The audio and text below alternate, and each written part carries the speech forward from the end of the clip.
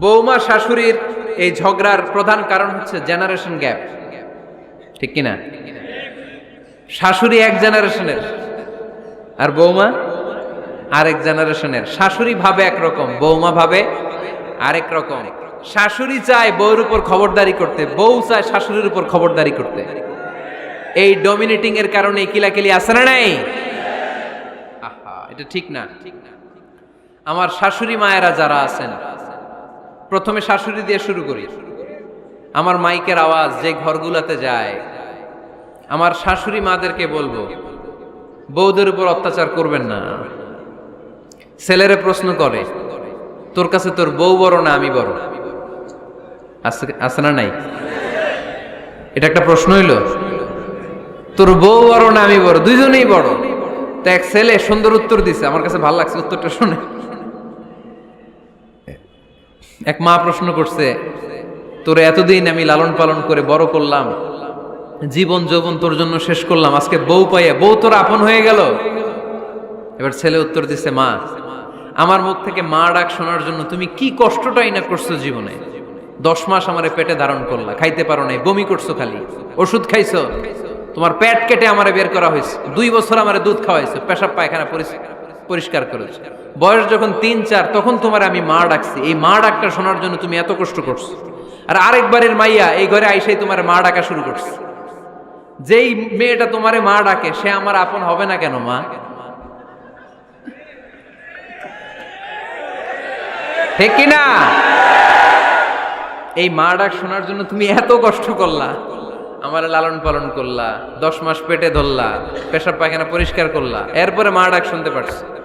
আর আরেকবারের মেয়ে জানা নাই চিনা নাই এসেই তোমার ডাকা শুরু করছে মা। তো যে আমার মারে মা ডাকে তার স্থান তো আমার কলিজায়, ঠিক কিনা? শাশুড়ি আম্মারা যারা আছেন, প্লিজ বৌমাদেরকে কষ্ট দিয়েন না।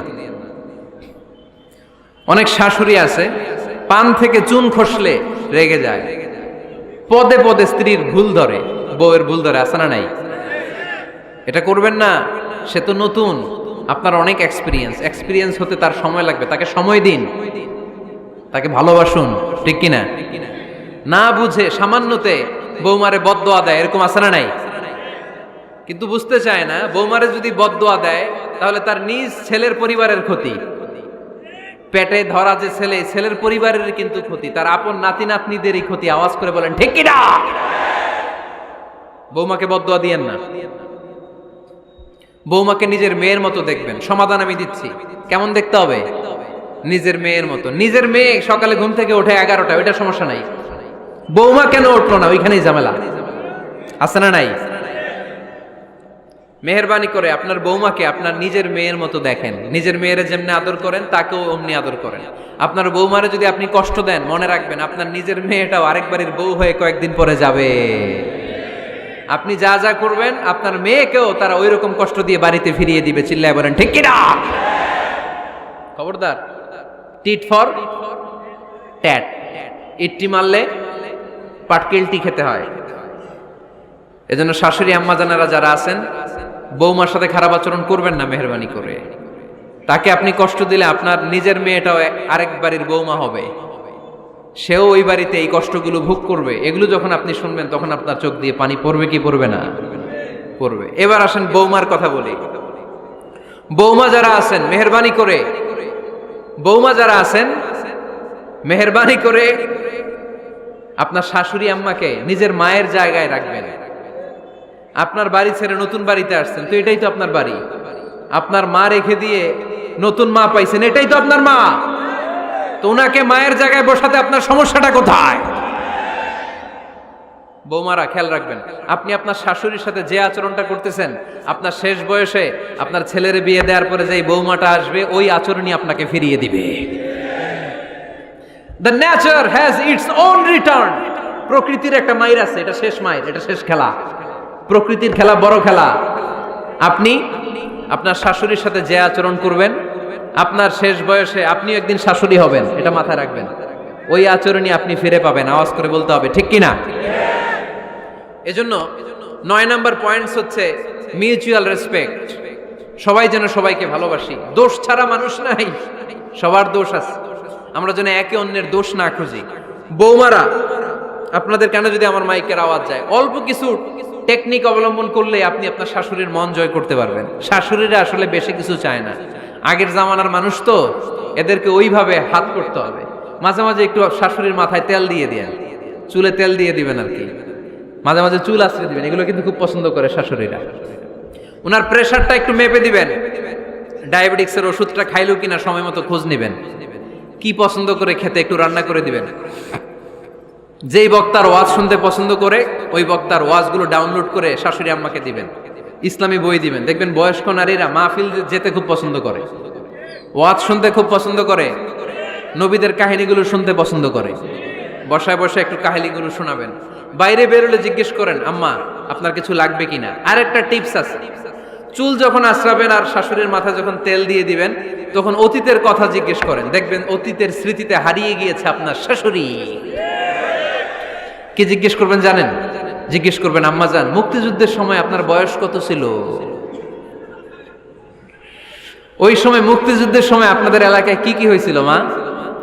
আরেকটা প্রশ্ন করবেন, মা বিয়ের সময় আপনি কেমন ছিলেন? ওই দিন দেখবেন বুড়ি আর বুড়ি নাই, জুয়ান হয়ে গেছে। ওই দিন বলবে, মা আমি অনেক সুন্দরী ছিলাম, আমার মাথায় অনেক চুল ছিল, আজকে নাই। আমগো গ্রামে আমার চাইতে সুন্দরী মাইয়া ছিল না। অতীতের স্মৃতিতে, স্মৃতি হাতরাতে হাতরাতে তিনি হারিয়ে যাবেন। জিজ্ঞেস করবেন যে, মা শীতকালে আপনাদের দেশে কি পিঠা বানাতেন আপনি যখন ছোট ছিলেন, আপনার বাপ চাচারা কি করতো? এগুলো জিজ্ঞেস করলে উনি স্মৃতির পাতা হাতরাতে হাতরাতে চোখ দিয়ে দাঁড় দাঁড় করে ওনার পানি ঝরতে শুরু করবে। আপনার জায়গায়, ওনার হৃদয়ের মনি কোঠায় এমন জায়গায় পৌঁছবে, আপনার ছাড়া উনি কিছুই বুঝবে না। বৌমারা, এই অল্প কিছু টিপস অবলম্বন করে আপনারা আপনাদের শাশুড়ির মনকে জয় করতে পারেন।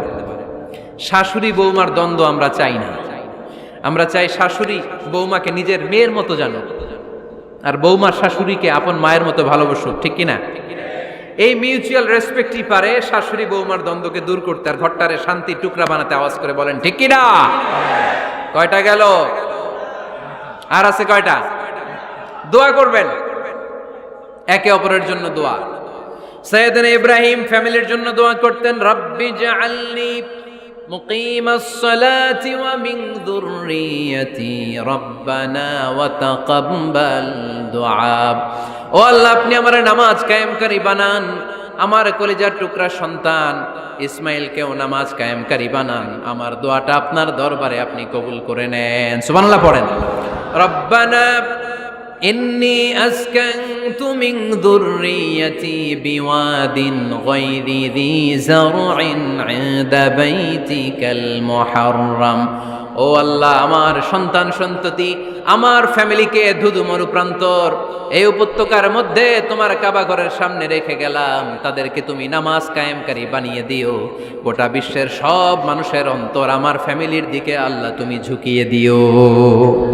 ওয়ারযুকহুম মিনাস সামারাত, ফলমূল দিয়ে আল্লাহ তুমি তাদেরকে রিজিকের ব্যবস্থা করে দিও। তার মানে সব নবীরা তাদের পরিবারের সদস্যদের জন্য দোয়া করতেন কি করতেন না? আবার কোরআন আমাদেরকে শিখালো, রব্বানা হাব লানা মিন আজওয়াজিনা ওয়া মিন যুররিয়াতিনা কুররাতা আ'য়ুন ওয়াজআলনা লিল মুত্তাকিনা ইমামা। ও আল্লাহ, এমন নেককার সন্তান, এমন নেককার স্ত্রী আপনি আমাকে দান করেন যাদের দিকে তাকালে আমার চোখ দুইটা ঠান্ডা হয়ে যায়। চক্ষু শীতলকারী স্ত্রী দেন। বিয়ে যাদের হয় নাই, ইয়াং ছেলেরা এই দোয়াটা করবা। বিয়ের জন্য দোয়ার দরকার আছে না নাই? প্রতিদিন এই দোয়া করবা, আল্লাহ এমন স্ত্রী দেন, এমন জীবন সঙ্গিনী আপনি আমাকে দেন, এমন লাইফ পার্টনার দেন যার দিকে তাকালে আমার চোখ জুড়িয়ে যায়। এমন সন্তান আল্লাহ আপনি আমার ফ্যামিলিতে দেন যাদের দিকে তাকালে আমার চোখ দুইটা ঠান্ডা হয়ে যায়। নেককার সন্তান, নেককার স্ত্রী আল্লাহর কাছে দোয়া করে চেয়ে নিতে হয়।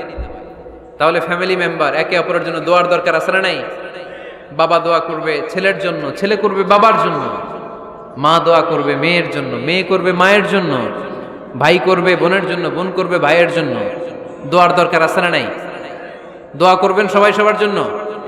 এই যে কোরআনের বঙ্গানুবাদ পাওয়া যায় না এখন, কথা বলেন। স্মার্টফোন আছে কার কার দেখি? হ্যাঁ, কারা কারা স্মার্ট দেখি? হাজার হাজার স্মার্ট, মাশাআল্লাহ। এই স্মার্টফোনের ভেতরে আল কোরআন নামে বাংলায় কোরআনের একটা অ্যাপস পাওয়া যায়। কথা বলেন, পাওয়া যায় কি যায় না? আজকে থেকে এই অ্যাপসটা ডাউনলোড করে প্রতিদিন 1 আয়াত 2 আয়াত 3 আয়াত করে পড়া শুরু করে দেন। বাঁচতে হলে পড়তে হবে, বাঁচতে হলে জানতে হবে, ঠিক কি না? এই স্লোগান আমাদেরকে শিখায়। এই স্লোগান তো আল্লাহ, এই স্লোগান দিয়েই তো আল্লাহ কোরআন শুরু করছে, ইকরা বিসমি রাব্বিকাল্লাযী খালাক। বাঁচতে হলে জানতে হবে, বাঁচতে হলে পড়তে হবে, পড়ার কোনো বিকল্প নাই। আওয়াজ করে বলেন ঠিক কি না? সুজানগরের রায়েরা, মোবাইলের অ্যাপসের ভিতরে আমরা কোরআন রাখতে রাজি আছি তো সবাই? হাদিসের অ্যাপস ডাউনলোড করতে রাজি আছি তো? বাস রাজি আছি, ডাউনলোড করে রাইখা দেবো, আর কেউ পড়বো না নাকি? হ্যাঁ, প্রতিদিন একটা আয়াত হলেও যেন আমরা পড়ি। আল্লাহ যা বলা দরকার সব বলে দিয়ে গেছে, নতুন করে আর কিছু বলবে না। আমরা যেন পড়াশোনা করি, আমরা যেন একটা পাঠাগার বানাই। আবারও কখনো আসার সুযোগ হইলে আমি জিজ্ঞেস করবো, যদি আমার মনে থাকে যে আপনাদের পাঠাগার আছে কার কার ঘরে, সেদিন সবার হাত তুলতে হবে। এমনি পারা যাবে তো? আল্লাহ তুমি তৌফিক দাও।